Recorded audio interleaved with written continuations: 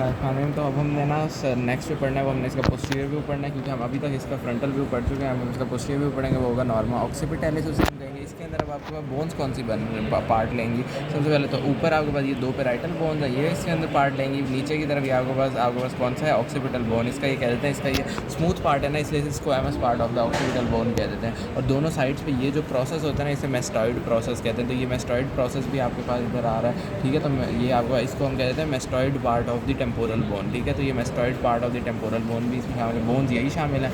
Sutures अगर देख लें तो आपके पास इन दोनों के दरमियान में जो होता है ना, अब आप किसी भी बॉडी को यूं करके काटते हो तो वो उसका सेजिटल प्लेन होता है जिसके अंदर से काट रहे हो। तो ये जो सूचर होगा नहीं आपके पास, इसको हम सेजिटल सूचर कह देंगे, ठीक है। ये दो ना पेराइटल बोन्स के दरमियान में है। उसके बाद अगर हम देखें तो आपके पास ये जो आपके पास है ना, ये वाला सूचर और ये वाला सूचर, ये आपका पेराइटल बोन को ऑक्सीपिटल बोन से सेपरेट कर रहा है। ये सूचर जो है ना, जो दोनों पेराइटल बोन्स को ऑक्सीपिटल से सेपरेट करे, ये आपके पास कहलाता है लैम्बॉइड सूचर, ठीक हो गया। उसके बाद लैम्बॉइड सूचर। उसके बाद अगर हम देखें तो मेस्टॉइड प्रोसेस के साथ यहाँ पे ये कुछ सूचर्स बने हुए हैं, ठीक है। तो अब आपका पेराइटल बोन का जो ना इस मेस्टॉइड प्रोसेस के साथ होगा वो पेराइटोमेस्टॉइड सूचर, और एक जो आपका ऑक्सीपिटल बोन का मेस्टॉइड के साथ होगा वो ऑक्सीपिटोमेस्टॉइड सूचर। तो ये आपके पास ना इस तरह से ये हो गई। और ये जो मेस्टॉइड है ये टेम्पोरल बोन का ही पार्ट है, तो इस वजह से आपके पास ये सारे ये मेस्टॉइड सूचर्स भी चारों हो गए। उसके बाद इसके अब हम देख रहे हैं मेजर फीचर्स कि इसके अंदर मेजर फीचर्स क्या हैं। तो ये वाला पॉइंट जहाँ पे ये लैम्बॉइड सूचर और ये सेजिटल सूचर मिलते हैं, इसको हम कहते हैं लैम्डा, ठीक हो गया। ये आपके पास लैम्डा है। इसके अलावा आपके पास ना यहाँ पे इस वाले स्कल में नहीं है, लेकिन आपके पास ना पेराइटल बोन के ऊपर ना यहाँ पे कुछ फोरामिनाज होते हैं, ठीक है, जिनकी अंदर से एमिशरी वेन्स वगैरह ना गुजरना होता है, तो वो ना फोरामिनाज होते हैं, वो हो जाते हैं। इसके अलावा वही फोरामिनाज के साथ ना उन्हीं के अंदर ना सेजिटल सूचर के ऊपर ना उन फोरामिनाज के दरमियान में एक और पॉइंट होता है, उसे हम ओबेलियन कह देते हैं, ठीक हो गया। उसको हम ओबेलियन कहते हैं, लेकिन इसके अंदर इस स्कल के अंदर वो ऐसे शो नहीं है। उसके बाद अगर हम देखें तो उन्होंने कहा है कि इसकी ना यहाँ पे ये जो जगह है ना, इसको हम क्या कह देते हैं, ये जो आपका मीडियन में प्रोमिनेंस ये सारी शो हुई है, ये वाली जगह ये सारी शो हुई है। ये आपके पास जो मीडियन में प्रोमिनेंस है, इसे हम कहते हैं एक्सटर्नल ऑक्सीपिटल प्रोट्यूबरेंस, ठीक है। बाहर है ऑक्सीपिटल बोन पे, इसलिए ऑक्सीपिटल और प्रोट्यूबरेंस, क्योंकि वो बाहर से है तो एक्सटर्नल ऑक्सीपिटल प्रोट्यूबरेंस। इसके अंदर अगर हम देखें तो उसके बाद उन्होंने कहा है कि इसका भी आपका मोस्ट प्रोमिनेंट पार्ट जो होगा ना, ये वाला, इसको हम कहते हैं आइनियन, ठीक हो गया। तो आइनियन इसका मोस्ट प्रोमिनेंट पार्ट हो गया। उसके बाद अब देखना है इसके अंदर कुछ होती हैं नकल लाइन्स, ठीक है। अब इसके अंदर ये जो आपको ऊपर करके आपको ये जो लाइन नज़र आ रही है ना, ये आपका सुपीरियर नकल लाइन हो जाएगी।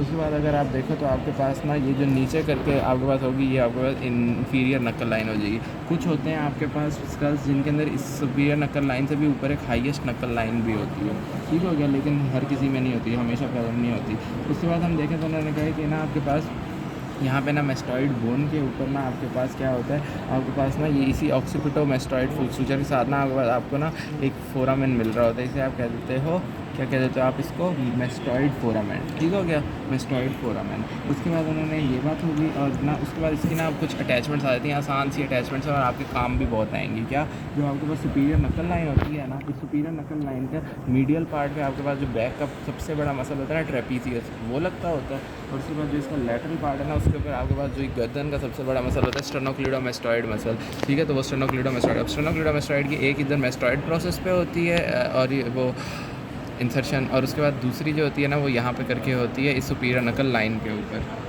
ये होगी बात। इसके अलावा उन्होंने कहा कि जो एक्सटर्नल ऑक्सीपिटल प्रोट्यूबरेंस है ना, इससे आपको वही ट्रेपीजियस इधर था तो इधर भी अटैच होगा। इसके अलावा ना एक नीचे ना बहुत इंपॉर्टेंट लिगामेंट है, लिगामेंटम नक्की, ठीक हो गया, लिगामेंटम नक्की। तो वो भी लिगामेंटम नक्की जो नेक के अंदर बीच में बिल्कुल जा रहा होता है ना, वो वाला भी आपको इधर से ही आगे जुड़ेगा। तो ये हो गया। इसके अलावा जो हाईएस्ट नकल लाइन थी ना, तो आपके पास ना ऊपर स्कैल्प के अंदर ना एक होता है एपिक्रेनियल एपोन्यूरोसिस, ठीक हो गया। तो वो जो एपिक्रेनियल एपोन्यूरोसिस है ना, वो आपके पास आकर इस हाईएस्ट नकल लाइन के ऊपर लगता होता है, ठीक हो गया। और इसके अलावा उसी एपिक्रेनियल एपोन्यूरोसिस के बाद नीचे की तरफ आपके पास जो ऑक्सीपिटो फ्रंटालिस है उसकी ऑक्सीपिटल वैली होती है, तो वो भी आपके पास इसके बाद लगी होती है। तो ये इसका नॉर्मा ऑक्सीपिटैलिस हो गया। इसके बाद अगर हम देखें ना, साथ ही हम देख लेते हैं इसका नॉर्मा वर्टिकैलिस, ठीक है, जो कि इसका क्या होगा, सुपीरियर व्यू होगा। तो इसका सुपीरियर व्यू देखें तो बोन्स सबसे पहले हम देखेंगे, तो इसका जो बोन्स देखेंगे आगे की तरफ एंटीरियर पे फ्रंटल बोन है, पीछे की तरफ देखेंगे तो आपके पास uppermost part of the parietal bone, ये पेराइटल बोन हो जाएंगे। और थोड़ी थोड़ी वो कह रहे हैं कि अगर आप यूँ करके देख रहे हो तो आपको थोड़ा सा ना इसके अंदर से ये ऑक्सीपिटल बोन का भी पार्ट तक नज़र आ रहा है। उस वजह से पूरा व्यू हमारा, हम नॉर्मल वर्टिकल का व्यू देख रहे हैं, तो इस व्यू में देखें तो ये थोड़ा सा एंड पार्ट जो है आपको ऊपर से ऑक्सीपिटल बोन का भी नज़र आ रहा है, तो ये भी आपके पास शामिल होगा। दोनों पैराइटल बोन तो हैं। अब इसमें सूचर्स अगर हम देख लें तो सूचर्स वही 4 होंगे हमारे पास।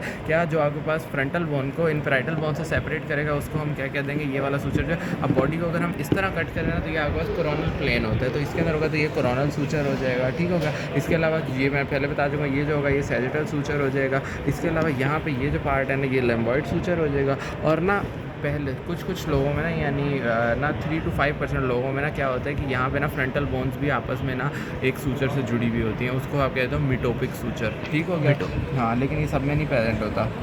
उसके बाद हम देख लेते हैं अब इसके इंपॉर्टेंट फीचर्स जो हैं। तो आपके पास जो सैजिटल सूचर के ऊपर सबसे हाईएस्ट पॉइंट है ना स्कल का, ये हाईएस्ट पॉइंट जो है इसको आप कहते हो वर्टेक्स, ठीक है। इसके अलावा आपके पास उन्होंने कहा कि ये जो आपका पूरी की पूरी आपके पास ये जो आर्च सी बन रही है ना, ये आपके पास वॉल्ट कहलाता है, ठीक हो गया, वॉल्ट। उसके बाद अगर हम देखें तो उन्होंने कहा ये पॉइंट हमने यहाँ पे कहा था ना कि ये जो पॉइंट होता है ना जहाँ पे लैम्बॉइड सूचर और सैजिटल सूचर में, इसे हम कहते हैं लैम्डा, ठीक है। तो ये जो आपके पास पॉइंट होता है ना इसको आप कह देते हो ब्रैग्मा, ठीक हो गया। जहाँ पे आपके पास ना कौन कौन से कोरोनल सूचर और सैजिटल सूचर मिलते हैं, ये ब्रैग्मा होता है। और ये ब्रैग्मा जो है ना आपके पास फीटल स्कल में यही वो जगह है जहाँ पे एंटीरियर फॉन्टेनेले होता है, ठीक हो गया। और वही एंटीरियर फॉन्टेनेले फिर 18 to 24 मंथ्स में जब बंद हो जाता है तो ये आपस में आके जुड़ जाते हैं और इस पॉइंट को हम कह देते हैं ब्रैग्मा। और ये वाला था पॉइंट जहाँ पे आपके पास पोस्टीरियर फॉन्टेनेले होता है, जो आपके पास जब 2 to 3 मंथ्स के अंदर बंद हो जाता है तो आपके पास ये बंद होकर ये लैम्डा बना देता है। इसके अलावा उन्होंने कहा आपके पास ये जो पैराइटल है ना पर बोन इनके, ये आपके पास जहाँ पर पूरी तरह इस तरह कन्वेक्स होना उसे आप पैराइटल ट्यूबर कह देते हो, ठीक है। यानी ये है ना इसके अंदर सबसे ज़्यादा जो कन्वेक्स आपको जगह नज़र आएगी ना वो होगा पैराइटल ट्यूबर होगी, और वो most common fracture site of the skull होती है, ठीक है। यहीं पे सबसे ज़्यादा फ्रैक्चर होता है स्कल का। इसके अलावा मैंने पिछले में भी कहा था कि यहाँ पे अब हमें नज़र तो नहीं आ रही, लेकिन यहाँ पे ना फोरामेनाज होते हैं इस सैजिटल सूचर के साइडों पे, उनको हम कह देते हैं पैराइटल फोरामेन, ठीक है। और उसके बाद उन्होंने कहा उन फोरामेन के दरमियान में ये जो सैजिटल सूचर पार्ट होगा उसे हम ओबिलियन कह देंगे, ये हो जाएगी। इसके अलावा अगर हम इसको थोड़ा सा साइड पे करके देखना चाहें ना तो यहाँ पे आपको ना ये लाइंस कुछ नज़र आ रही हैं, ठीक है। ये आपके पास जो लाइंस होती हैं ना, ये जो एक ऊपर लाइन है एक ये नीचे लाइन है। ये जो ऊपर वाली लाइन है ना इसको हम कह देते हैं सुपीरियर टेम्पोरल लाइन, और ये जो नीचे वाली लाइन है ना ये इन्फीरियर टेम्पोरल लाइन। तो ऊपर से हम देखें तो थोड़ी सी ये लाइन्स भी हमें टेम्पोरल लाइन्स भी हमें नज़र आ रही हैं, ठीक हो गया। तो ये टेम्पोरल लाइन्स हो गई। उसके बाद हमारे पास इसके अगर थोड़ा सा क्लिनिकल्स देख लेना तो क्लिनिकल में ये एक मैंने बताया था एंटीरियर फॉन्टेनेले और पोस्टीरियर फॉन्टेनेले। तो ये जो फॉन्टेनेले होते हैं ना ये क्या होते हैं, ये आपके पास ना वो साइड्स होती हैं जहाँ पे स्कल ने ग्रो करना होता है, ठीक है। क्योंकि जब अंदर ब्रेन है उसने भी ग्रो करना है तो उसी साथ साथ स्कल को भी ग्रो करना है ना, तो आपके लिए इसलिए अंदर ना स्पेसेस छोड़ी जाती हैं जहाँ पे आपके पास ना, और ये आपके पास एज को डिटरमाइन करने के लिए भी हेल्प करते होते हैं, ठीक हो गया। तो अगर आपके पास ये फ्यूज़ जल्दी कर जाए ना तो क्या होगा, आपका ब्रेन की ग्रोथ जो होगी वो पूरी तरह नहीं हो पाएगी और बच्चा जो है वो लेस इंटेलिजेंट हो जाएगा, ठीक है। इसके अंदर से जो एंटीरियर वाला है ना फॉन्टेनेले, ये सबसे ज़्यादा इंपॉर्टेंट होता है। क्यों? अगर आपके पास ये बल्जिंग होगा ना, ठीक है, अगर ये आपका फॉन्टेनेले एंटीरियर फॉन्टेनेले ये वो बल्ज होगा, बच्चा जब पैदा होता है आप अगर देखो बहुत ज़्यादा बल्ज है, इसका मतलब है अंदर जो आपका इंट्राक्रेनियल प्रेशर है ना वो बहुत ज़्यादा है, ठीक हो गया। उसके बाद अगर ये आपका दबा होगा, डिप्रेस होगा, तो इसका मतलब है कि बच्चा डिहाइड्रेटेड है, डिहाइड्रेशन हुई हुई है, ठीक हो गया। तो डिहाइड्रेटेड है, तो डिहाइड्रेशन की वजह से वो कहेंगे कि आपके पास ये डिहाइड्रेशन हुई है तो डिप्रेस्ड है।